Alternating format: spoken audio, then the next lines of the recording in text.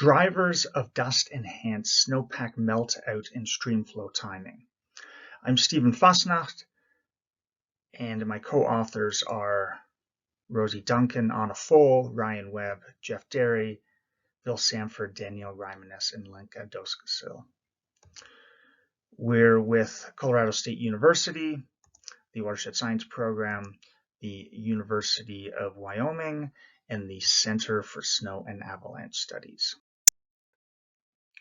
The deposition of dust onto the snowpack changes the energy balance. In this photo, we can see dust in the lower part of the slope, and visibly we see a lower albedo. Dust primarily influences the albedo in the visible portion of the spectrum. So what we're doing is we're examining a case study of 13 years in southwestern Colorado in the US at Sender Beck Study Basin operated by the Center for Snow and Avalanche Studies to examine the impact of dust on the snowpack. We look at a light versus heavy dust year, quantify the additional amount of energy absorbed due to the presence of dust, estimate the albedo with dust present versus a clean snowpack without dust, use that in different scenarios to run the snowpack model snowball to then determine the shift in the timing of melt. From that, we also examine the timing of snowmelt streamflow. In particular, we're looking at the center of volume when 50% of the runoff volume has passed the gauge.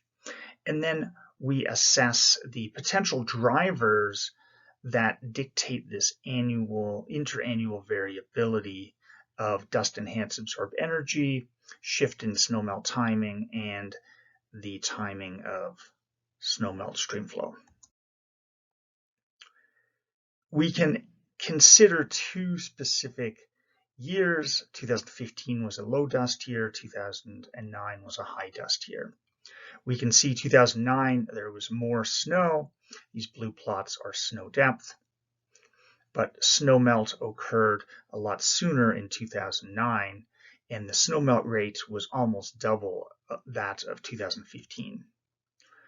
Precipitation, we had more precipitation in April in 2009 than in 2015, but in 2015 we had more events in May and through the melt season.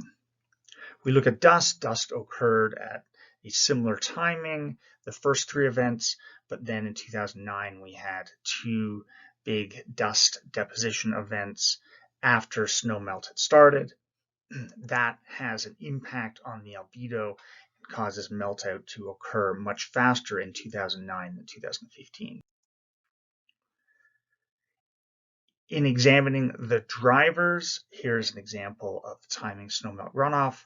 We correlate it with various dust components such as dust concentration, number of dust events, as well as snowpack variables such as April 1st snow water equivalent, and meteorological variables such as incoming shortwave radiation and precipitation. And we can see with some of these individual variables there are strong correlations. We also look at the effect of multiple variables in what dictates the interannual variability of timing of snowmelt runoff, the dust-enhanced absorbed energy, and the difference in snow disappearance date.